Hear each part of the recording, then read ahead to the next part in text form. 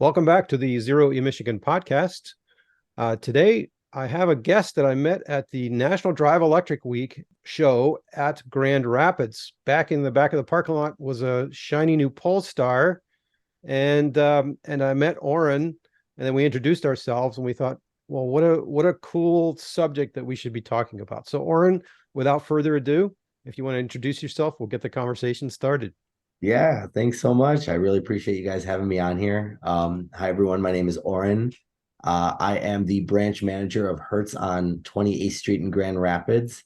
I have been doing this as a manager for a little less than a year, but I have been into EV since as long as they have been around. I guess, I have a very huge fascination for them. I think they're incredible vehicles, especially from all their capabilities. And we're just getting started with them.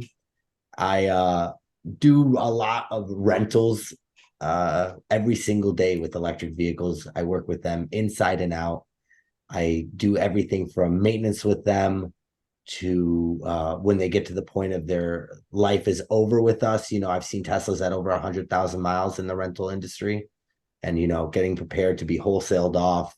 I see them in the process of when we first take them in. I've gotten Teslas from as little as 0 miles to as much as over 100,000 miles, like I said, and seeing all their pros and cons in between. Well, that's really cool. So what EVs does Hertz rent in West Michigan? So first of all, you're based in Grand Rapids, Yep. or do you have other locations, or you're primarily or exclusively at the GR location? So yeah, we're a corporate company. I only work at the 28th Street. That's where I'm assigned to. We have tons of other locations throughout the state. We do have the Grand Rapids Airport, all the way from Holland, Kalamazoo, Traverse City. We're all over the state of Michigan. There's two main zones that I think of. There's the Metro Detroit area, and then there's the North Central area. That's more everybody included. But the big thing is we have a lot of EVs, to answer your question. I did a count right before I ended the day today. And I carry everything from Kia Niros, EV6s, Hyundai Konas, Tesla Model 3 rear-wheel drive, all-wheel drive dual motors, and then Model Y dual motors. I have Volvo C40s. I have Polestar 2s. I have a wide array of Polestar 2s. I have all the trims in between. I have the 170 kilowatt front wheel drive Polestar 2s. I have the all-wheel drive 300 kilowatt, and then I have the performances. That's the one I brought to the show. Beautiful car. Those are 350 kilowatt. All of them using 78 kilowatt hour batteries. I have Chevy Bolts. I have the Chevy Bolt small ones and the EUVs. And then fingers crossed, hopefully we're going to get the Mustang Mach-E's, Cadillac Lyrics, and Chevy Silverado EVs. Wow, So I had no idea that there were this many EVs. So right before I came to the show, sorry, Larry, looks like you were about to yeah, interject here. there are I'll a get to you in a lot. minute. So when I first came to the show, I came a little early, and I thought, well, I'm just going to run into Starbucks, and well, I might as well plug in, right? So, and there was a Polestar sitting there, and I could see somebody that was struggling with charging because the two charge point DC fast chargers were already being utilized, and they were actually in the process of bringing the car back to you, is my understanding. Yeah. And I guess they get some, we can talk about what instructions they get, but they thought they needed to bring it back with a higher state of charge. And so they were fiddling with the Shell recharge, and they couldn't get it to go. And I finally instructed them that, you can do this using your charge point app and that sort of thing. And I thought, that's interesting. I didn't even know we rented EVs locally, but you're telling me we rent a lot of EVs locally. Oh yeah. Oh yeah. And I can even break down the numbers. I mean, today I have over 50 Teslas on the road. Mainly, believe it or not, most of my electric vehicles are on my Uber division. So we run a Uber driver program called TNC, and more than half of my electric vehicles I push to Uber. It's Amazing. incredible because Yeah. these cars are, and I mean, we can go into this more in depth later, but the cars are low maintenance cost. They take miles extremely well. and they're consistent vehicles. They're extremely consistent vehicles. You know what to expect from them, Yeah. and it's what I love about embracing these vehicles as well. So now, why were you saying fingers crossed for the Mach-E? The Mach-E's been out a while. I'm surprised to hear you got so many Volvos and the Polestars, because I haven't even seen those on the road, but I see Mach-E's every day. What's up there? You know, a lot of it is the way that the vehicle sells and resells initially from the time that we purchase it. Maybe we purchase it on lease, maybe we buy it secondhand, but a lot of it has to do with that. And if you notice in the rental, it's hard to show people this in the rental car industry, but a lot of the funds that are made in the rental car industry can be made from getting rid of cars from your fleet, defleeting yourself and selling to other parties. And that's how it's a constant flow of between companies. They buy and sell cars. So for the Mach-E, I'm just heard about it last week, by the way. It was something that I believe is because it has a higher cost to it. So I think that's why we held off on it. I don't have a legitimate reason for it. I know that stores down in Florida are getting it. And I've noticed that, whenever a store down in Florida begins to get a car, we start to get them. And other parts of the country get different cars. In Michigan, we got pushed in a lot of Cadillac vehicles and GM and Mopar vehicles when they're produced, because we're so close to production here. And other parts of the country in California, they may get a different load of brand new vehicles. So eventually they will trickle into us. We may not be the state that they get delivered to, but once they start coming in from one ways from other parts of the country, that's when we'll really get to have those vehicles. And I noticed that once a car hits the lot, usually takes about 2-3 months for it to straggle up to Michigan, and we get a couple of them. Wow. Yeah. There's some cars I only have one or two of, like, for example, the Kia EV6. I only have one of those vehicles as of right now, and it's from New York originally. It was brought to me on a one-way. So that's where the whole trickling in comes in. Cars get moved all the time.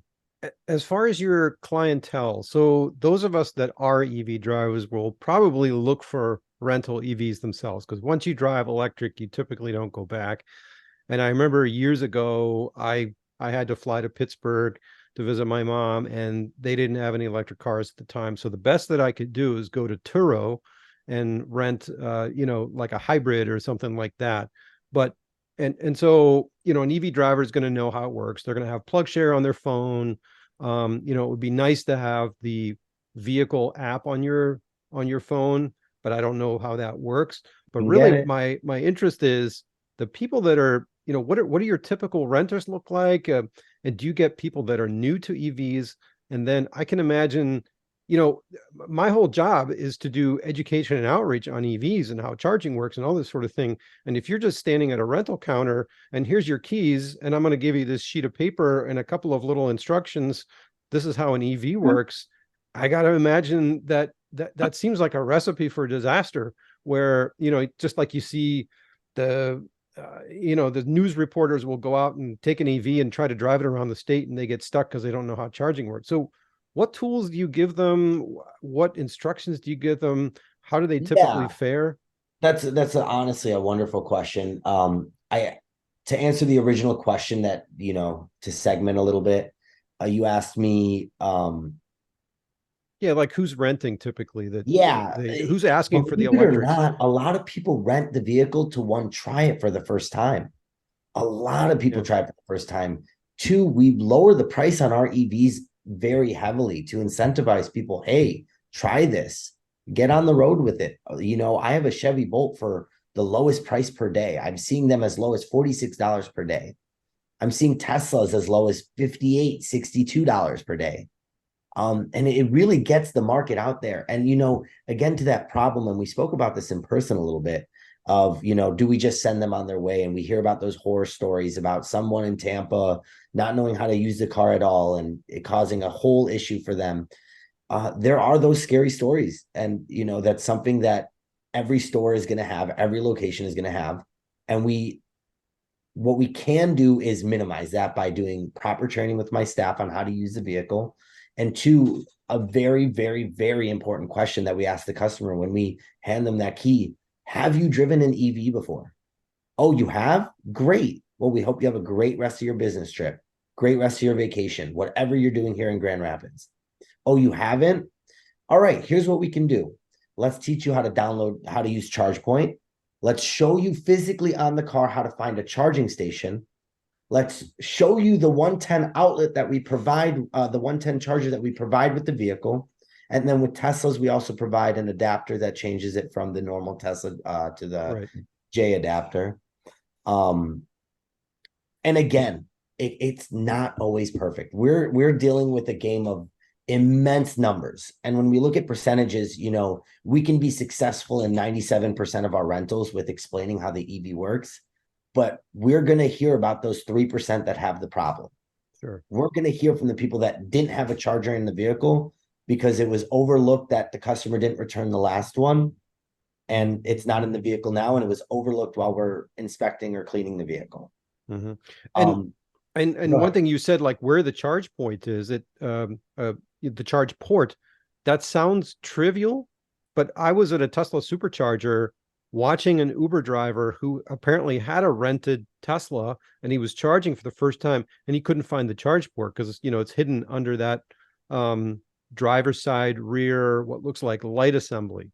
Yes. Right? So he's looking around for this thing. And we showed it to him, and we also showed him that on the Tesla Supercharger, you can just push the button on the charge handle and it sends a wireless signal to the car and it opens a flap. And he was just blown away, right? Yeah. So it just amazes me that somebody is an Uber driver, they rent a car and they get to that point and they don't even know where the charge point is. So obviously it's not your fault. It's just, you know, whoever handed over the car, or maybe the driver said, yeah, I'll figure it out, and drove off. A lot of that happens. Right. So people are too proud maybe to admit that they don't know how that works. It can be that situation. You know, the Hertz has done a lot of implementation to try and make the process even easier. Again, we can talk about the charging thing with you helping the person returning the vehicle and the charging. Mm-hmm. But to make the point of, we have now manual tutorials, not manual, automatic tutorials in the car, where we put it on the main bar at the bottom of the Tesla, and we explain to the customer, hey, this little booklet with an eye has video tutorials for you on how to use the vehicle. Okay. We also have now implemented a way you were talking about if people could connect their phone to the car. There is, on every Tesla vehicle, we have a lock that is connected to the Hertz fleet, and we are able to have control of that Tesla. What Tesla has done in partnership with us, and I've actually talked about it with the Tesla Grand Rapids service team, is implemented a software that the QR code after every rental appears on the screen.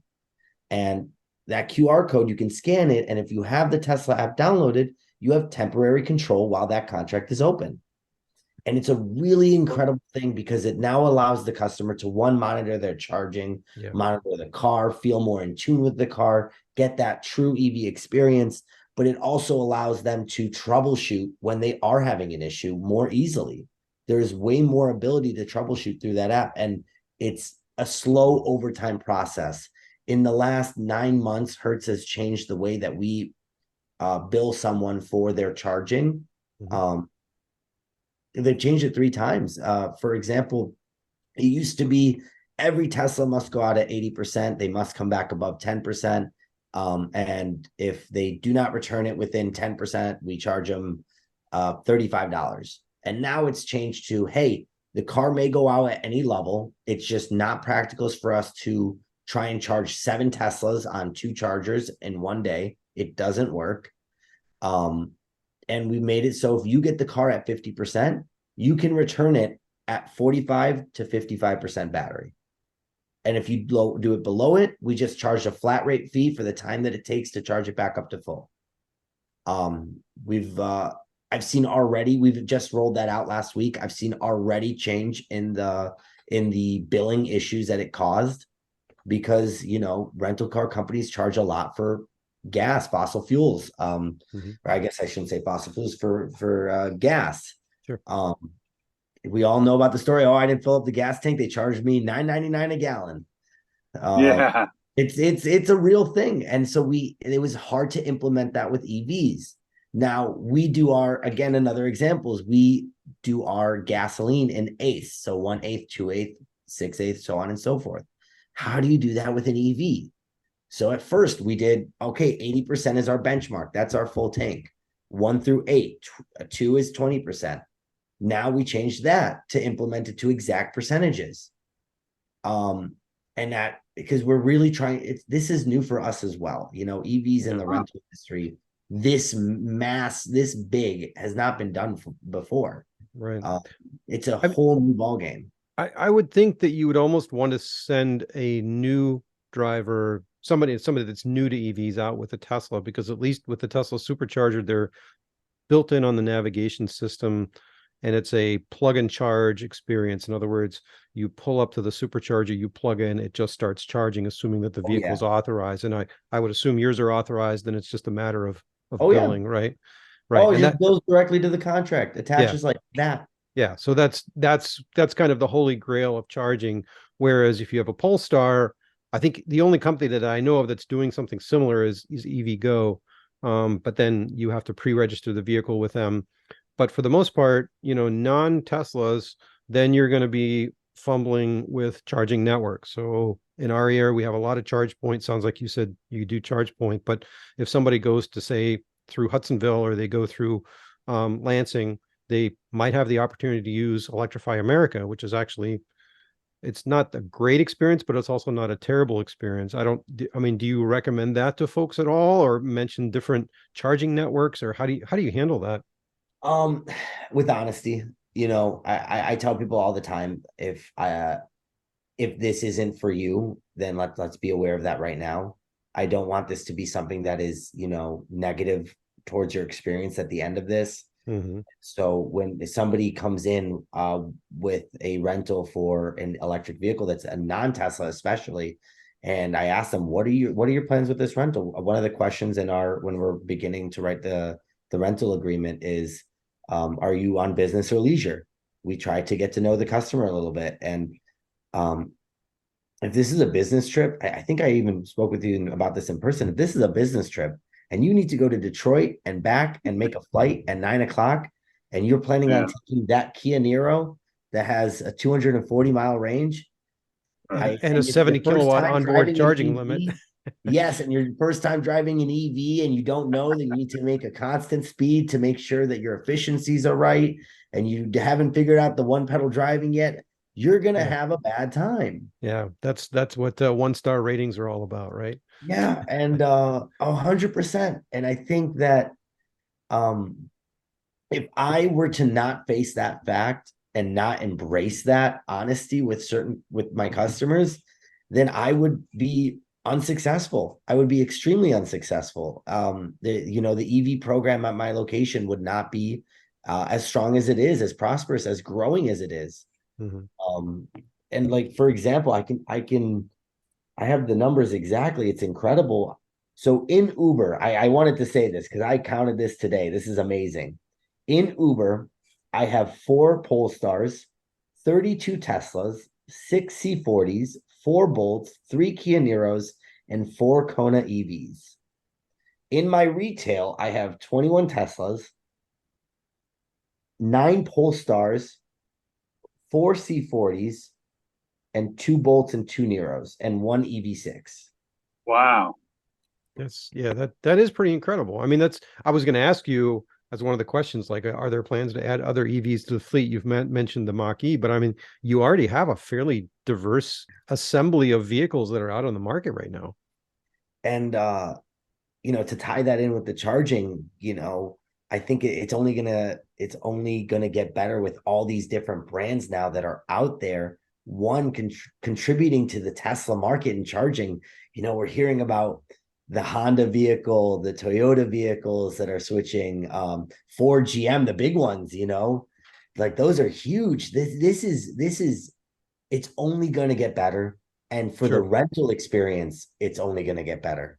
Yeah. And so I imagine the Tesla opening up their supercharger network, it will be a pretty big boon for you as well. So I don't know if you're aware, but in Mackinac City is the first supercharger with the Magic Dock. And those not familiar with it, you open up a Tesla app, even if you don't own a Tesla, and there's a feature called Charge My Non-Tesla. It brings up a map and it shows you what stations are available to non-Teslas. And the one in Mackinac City is like that. You just tell it, I want to charge on column 3C. It unlocks it, and then it has the captive Tesla to CCS adapter that comes out of the station, and then you plug it into your Polestar, your F-150 Lightning, whatever. So I think, assuming that comes into our area, or the travel area of your folks, that it seems like that would be a real plus. What are your thoughts on that? I think it will be, but I think there will be a larger demand and need for a supercharging station as well. More supercharging stations. This is not based on statistic. This is not based off of, anything that I can, confirm. But as I've noticed my time in Grand Rapids as a manager at Hertz, when I took over, there was 6 EVs at that location, 6 Teslas. That's it. And the amount of times I look for a charging station with a Tesla, and it tells you how many slots are full. Sure. It used to be always open, all of them wide open. And now, and I know this isn't just because of Hertz car rental, but now they're so full. I'm seeing them more and more full, and it's not just the peak hours anymore. So there's a larger need for that as well. But the Magic Dock is what I'm excited to see, because the implementation is so crucial to that experience. I very much rely on a charging network working. Right. I have, the biggest complaint we get is if I put someone into a C40, they go out on a trip, let's say just to Muskegon, Hudsonville area, and that charging station does not work. Now they would like me to compensate them. They're a non-EV person. They don't expect this to happen. And their excuse to me is, oh, I didn't know that charging station could go down occasionally. It's not my fault that I'm, 3 hours because I have to get the car towed now because I ran out of juice. And it's a really bad problem for us, because how do I tell the customer, hey, I'm sorry, it is your responsibility though. You have to manage your own charge, you manage your own fuel. Or do I say, hey, I know this is a growing pain of, the EVs, but I still have to somehow make money for my company. We're not going to pay for that tow unless, there was a coverage purchased. And that's just the honest truth. It is. And that's the hard line you have to walk. I was at a I-80 rest area, and there was a couple that had the C40. And so he remembered there were Tesla's chargers there, but he didn't connect, right? That he couldn't charge his Volvo there. And so the girlfriend was upset at him, and they're looking at each other and they're trying to figure out the miles. But it's to make sure they can get to the next rest area that had them. Yes, it's kind of crazy to watch it. Oh. Now, I know that there are roadside assistance companies that are now making use of portable chargers, whether they're the spark charge units or portable generators, things like that. Is Hertz in alliance with anybody like that possibly can bail people out? Or, do you do that for gas vehicles if they run out, or are they kind of on their own? Not necessarily. Normally it's a tow process. Okay. Most of the time a car dies, we're not going to be able to get it going again, because sometimes the customer has just been really letting it sit low for a long time, and it does drain the 16-volt battery system, which causes us to need to get it on a jump. And usually Tesla needs to get involved because it's a proprietary system underneath the trunk area, the plastic piece there. I don't know if you've ever seen the underneath there. Yeah, no, I get it. Once the 12 volts dead, then the computer's dead, and exactly. Yeah, then I get it. The easiest thing is put it on a flatbed and bring it home. Yeah, it's overcomplicated, and a lot of customers say this isn't the experience for them anymore. They sort of are disheartened. It's there's always going to be a bad rental. Sure. There always is. There's always going to be a bad everything, but it's damage control and trying to make sure that, being prepared as much as possible is the way to best combat it. Now we've talked about the horror stories, but I mean that those are the ones that make the headlines, or are the quote unquote interesting ones. But overall, what is people's experience? Like, I assume you have some Positive. positive experiences too, right? The Oh, people that yes. drive EVs, they get it, they know how it works, and they're tickled pink that they don't have this, you know, stinky rumbling four-cylinder crappy engine that they used to get back in the old days. Yeah, that's one of the funnest parts about the whole thing. That's what just like for you, you were telling me like this is a social interaction that is so strong for you. That's what it is for me too. It makes you excited when you have someone come back and they talk about, oh, this was so great about this. Here's what I loved. I would honestly buy one. I feel like I've done so much marketing for Elon. He should be giving me a free Tesla for myself. I cannot I will always talk about EVs in a positive light. And it's so great to talk about it with other individuals from wherever they may came from, for whatever situation they're here for. It finds people, it changes them too, because when they really enjoy it, they do make a conscious effort to want to do something to get one. And it's so cool the questions that they have afterwards. Um, it's like seeing someone excited to do something is so fun for yourself too. Yeah. I think maybe we need to give you some of our cards for the West Michigan EV Facebook group so they can get involved and find out more. Would love it. Would love it. Um, any other advice for those wanting to rent an EV from you? It doesn't hurt to do homework beforehand. It doesn't hurt to watch a video. It is a different style of vehicle. It's a car. When people say, is it hard to drive? I tell them it's only as hard as you want it to be. If you are resistant to it, if you don't want to open your mind to it, then it is hard. One pedal driving is different. It is a screen and two stocks and just two buttons on the steering wheel. It is different. I will 100% agree with that. But if you're closed off to it, you're not going to learn. These are things that are interesting, and if you want to embrace it, once you do, you're right. It's hard to go back. It is hard to go back. A lot of people don't want to return these vehicles after they try them. Yeah, That's good to hear. It's like the people that originally got the GM EV1s, right? I don't know if you've seen that whole story. Yes, Who I killed the saw electric that. car, and at the end of the lease period, then they were required to turn them in because they didn't actually sell any of them, and the people did not want to give them up. And Like GM's like, 70s, 80s, right? yeah, and unfortunately, it was still, lead acid battery technology, so they didn't go very far. But nonetheless, the people were like, "This is the best driving experience ever. I don't want to give it up," but they couldn't, and GM took them and Yeah. crushed them. Didn't one or two survive? I heard one or Yeah, two. there are quite a few in museums actually. So the Studebaker Museum in South Bend, I know they have one. It's not always on display. Yeah. The R.E. Olds Museum in Lansing has one, and Wow. I've seen them in a couple of other places. If Are, and sometimes in some EV shows, you are can you see them. They're sure being it's the rolled in. lead acid? I thought it was like the your DeWalt tool type of Oh, battery, nickel metal pre hydride. lithium. Yeah, nickel Yeah, metal hydride. Is that right? I could be wrong about that, but it certainly wasn't lithium ion. It didn't have the yeah, same yeah. energy density. Right, right. Yeah. So Well, I'm this surprised to hear how many Uber you guys. So that's a good move for you guys, huh? Yeah, it's what the company wants. It's corporate. It's a big push in that. I think that um in the long run, the long game, I think it's a definitely a good business decision. It adds rental days, it's consistent money on the road. Especially with EVs, again, going to that maintenance cost.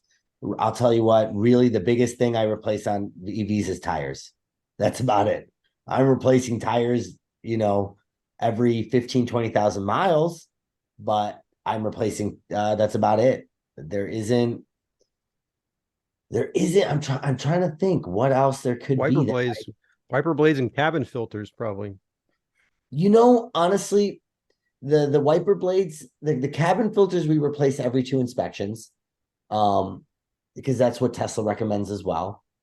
We do it based on Tesla spec on that, and then the wiper blades, They're pretty well built. They're good wiper blades. I haven't replaced a single Tesla wiper blade. I've replaced more B pillars, inserts, and more tail lights, and mainly the right tail light than anything else.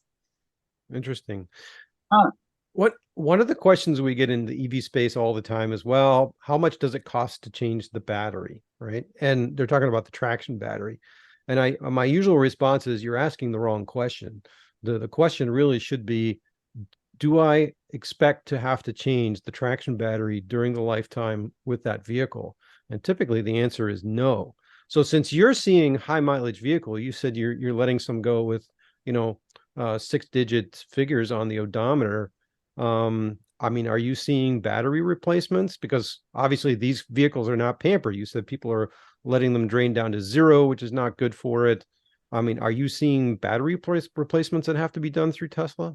I have done one battery replacement in my time with Hertz. I'm actually still dealing with that vehicle. The car is at Tesla. It was a water pump was a coolant pump line was damaged by a customer from O'Hare, and it is a nuisance, one, and two, it is expensive. It was a low mileage car. It's the only battery I've had to deal with, like really dealt with, when usually a car is damaged so bad that the battery needs to be replaced. Then we're going to total it out and get rid of the car. I have not replaced a single battery because of degradation, cell imbalance, BMS system faults, battery management systems for anyone that doesn't know. I have not replaced a single battery from any of those things. I haven't replaced a single motor. I haven't replaced a single battery. None of these under warranty. And in general, just one because of damage.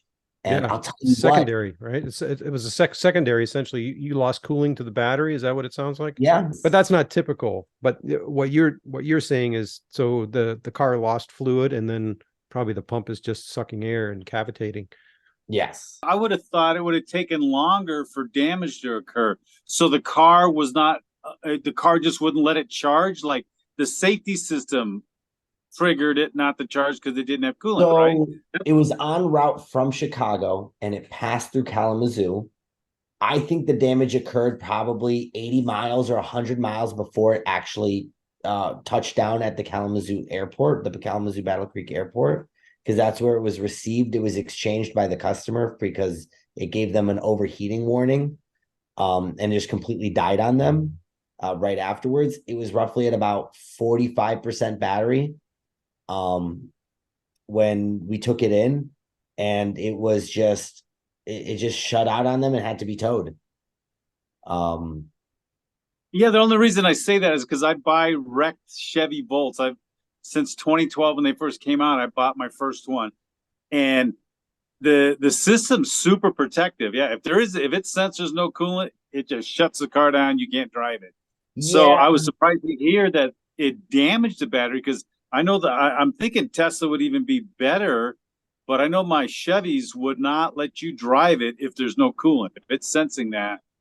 I'm not entirely sure. I did try to get a little bit more answer out of the service manager at Grand Rapids Tesla when they did take in the vehicle. It's a little hard to get that info. They're a little bit hush-hush about their battery systems. But I will say the Tesla that I work with in Grand Rapids is quite incredible. They are. I hear about other horror stories with some Tesla dealerships in their service center, but this Tesla is definitely a very good one. I've never seen anyone really upset there. They've always serviced my vehicles almost same day for minor needs, minor swap out of parts. And every time there's a vehicle under warranty, they'll honor that warranty as well. So the relationship is really incredible that I have with them.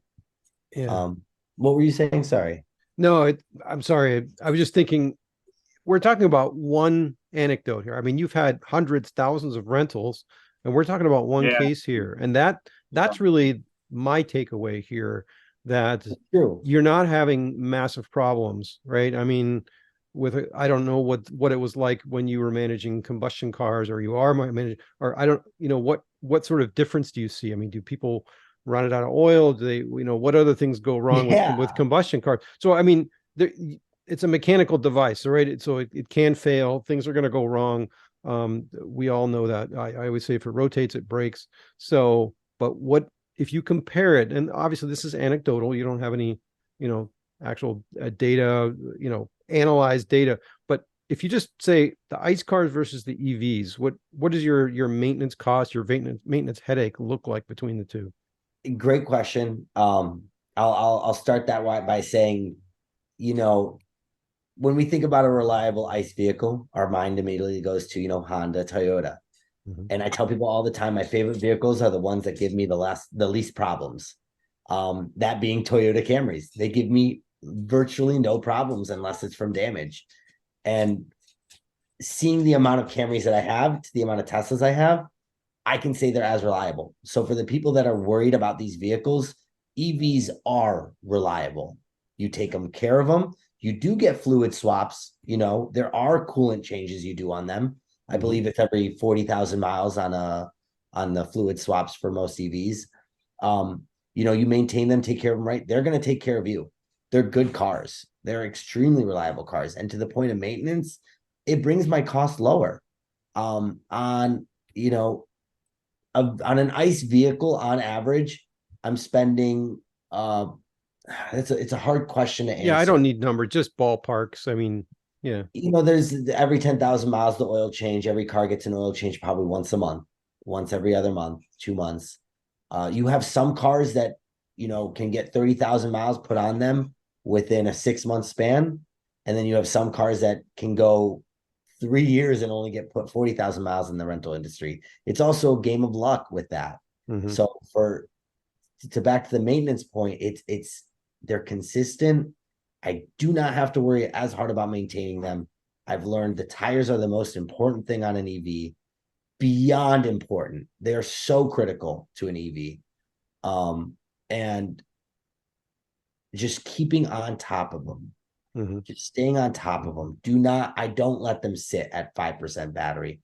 I'm constantly rotating them. If I'm leaving for the weekend, I'm not charging the vehicles up to 90%. I'm charging them to 70%. I know the vehicle may be gone one day. I can have an EV one day and it'd be gone the next because they could decide they have an emergency and have to take it to Florida or something and just take the car. So it could be gone. But I know when their time with me, I'm taking care of the batteries because I know about the batteries. I know how sensitive they are. I also inspect these vehicles. They get inspection one every 10,000 miles. And then if they need rotation, those tires are always getting rotated. We are taking care of those cars. I have laundry lists of receipts and filing tickets from vendors and Tesla and everything in between. Work orders from everywhere. No, that's really good to hear. In the Tesla community, we had a brake cleaning workshop. I mean, I sold a 2015 Model S with 125,000 miles on it to a friend of mine, and it still had its original brake pads. However, you do have to clean them every once in a while, otherwise, the calipers start to seize up, things like that. So they're not zero maintenance, but you have to know what to do. And like you said, tires are super important because the vehicles also have a lot of torque. So I imagine people stomp on them a little bit. So you're going to go through tires quicker. So there are some things that need to be done. But if you take care of those things, those cars will run nearly forever. Yeah. I mean, the perfect example is that out of all you, like you said, all those rentals that I've done, thousands of rentals that I've gone through, that one battery is the only one I'm dealing with. Mhm. Only one I'm dealing with. And that's good to, and again, it sounds like it was secondary. There was a secondary fault. The battery was secondary to a primary fault. Right. Whereas not mass degradation that people seem to always think that's going to happen. So do you guys have in-house maintenance there, or is that all farmed out? Like you're just going to the oil change place that just have contracts and the tires? You go into Discount Tire, or you have an in-house maintenance? Yep. No. Airports are the ones that do things mostly in-house. They still vend vehicles out because the vast number of vehicles that we carry. But I use a bunch of vendors. I use everything from dealership collision shop repair centers to Monroe, Firestone, Bell Tire, Discount Tire. I use everything in between. I do not send. I do have my main people. Like, I know they're going to take care of me. I know they do great work. I know that I can get my car in and out very quickly. And they bust their butt for me, so they get the majority of my work. But that doesn't mean I send all my work to them. I have to worry about out of service of my vehicles and keeping that percentage low. And that means getting my vehicles vended quickly. And if that means I have to share the wealth and spread it out, if there's only 2 technicians at one shop and another 3 at that other shop, and I have 7 vehicles to get out, I'm not going to send it to one shop. I'm going to send it to both. Okay. Yeah. The thing about rental is keeping the cars out of service, keeping them on the road available to make money. Man, that's great to hear. You got so many electric and you're such a fan. Now, do you personally? What do you drive? I don't own a car.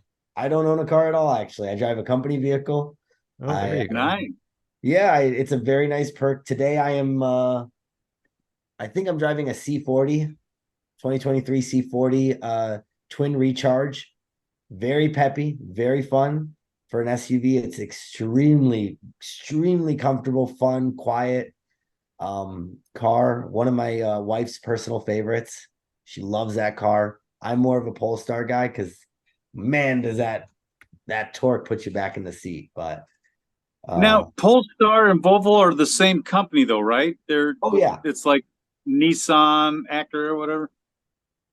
Honda and Acura, and then Nissan and Infiniti and Lexus. Yeah, that's it. But Polestar used to be Volvo's racing division. It used to be their they were in WRC for a while back in the 80s. They were World Rally Championship for WRC. So they used to be a big game, old big saloon vehicles with tons of power and upgraded suspension. And now they turned into this EV platform. And then if you see that little white box on those Polestars that says Polestar Engineer, you better know that car is probably whipping you at that red light. Wow. That's cool. They're an amazing company. I think that they got bought out. Volvo got bought out by a Chinese brand. But they're still very, very good cars. Incredibly safe vehicles. Incredibly on par safety with Tesla, if not safer. I think it's better looking. I think that C40 is a good looking vehicle. Oh, I love it. I love that car. It's so comfortable. It's beautiful. And it's simple. It's simple. Not the Tesla kind of simple, not minimalist simple, but big difference. Tesla is very minimalist simple, but Volvo is more, I guess the word for dynamically simple, if that can even be put together. That's interesting. I think they must have marketed to the rental industry more than they did to the public, because I still see very few Volvos around at all the car shows Carl and I are going to. They're rare. I got to agree with you there. I don't see them out in public. I see regular Volvos, but I've never seen anybody in a non-rental Polestar or a non-rental C40. I feel like I'm really the only one that has them in Grand Rapids, which is great for me. Great for my business. People are always like, wow, what is that? I've never seen that before. People look at it at the light. They love it. They're cool cars, and I would love to see people more interested in them. But I will admit, to the everyday consumer, when you look at it paper on paper, the Tesla is more attractive. The Polestar is not included in the tax rebate. It does not have the charging network. It does not have the dealership support. There's only one Polestar dealership in the state. Wow. At least there's 2 Tesla dealerships in the state. Only one Polestar. And they have mobile service, right? Yeah, and they have mobile service. I can understand why. I would like it to change, but I can understand why. How's the tech? Because I think that's the other one that Tesla has, right? It's autopilot. How's the tech in the Volvo? It's pretty good. A little bit, you have the same sort of lane keep a feature where you can release your hand from the wheel for 5 seconds at a time. It's not as great as Tesla's. Out of every car I've driven, between Super Cruise, Alfa Romeo's lane keep assist, Ford's Copilot 360. I've driven the Tesla Model X, the 23 Plaids, with the new and improved autopilot, and nothing comes close to Tesla. Nothing comes close to Tesla. It is impossible. Yeah, they're on it. The only thing that I think Volvo has on the Tesla is they include a 360-degree camera. Oh yeah, It's standard. I've heard that. It's standard and it's beautiful. Yeah, I have to say our humble Chevy Bolt EV premium trim has that with they put together that 360 image from all the cameras, and that is super useful when you're trying to back through tight spaces. And I always wonder, I'm driving this F-150 Lightning and I can't see over the hood, and I'm thinking, man, it sure would be useful to have a little camera up front there to know if I'm gonna graze the bumper on that car in front of me as I'm trying to parallel park. Expensive car to raise the bumper on. That's right. Well, gentlemen, I know we're all passionate. I'm sure we could talk for another hour, but we need to wrap this up. So, Oren, any final advice, any final words as far as Hertz and EVs and rentals? Yeah, I'll say two things. One more to do with my business, and the other one more to do with EVs. For the business aspect, if you ever want to rent a car, I'm at Hertz on 28th Street. I would love to share my knowledge about EVs and give everyone a great rental experience with EVs. So if you are watching this and enjoying it and you want to know more, reach out to me with questions. I'm here to help. And more on the EV side of things, it's a changing market. It's a changing world. I think that there's a long way to go.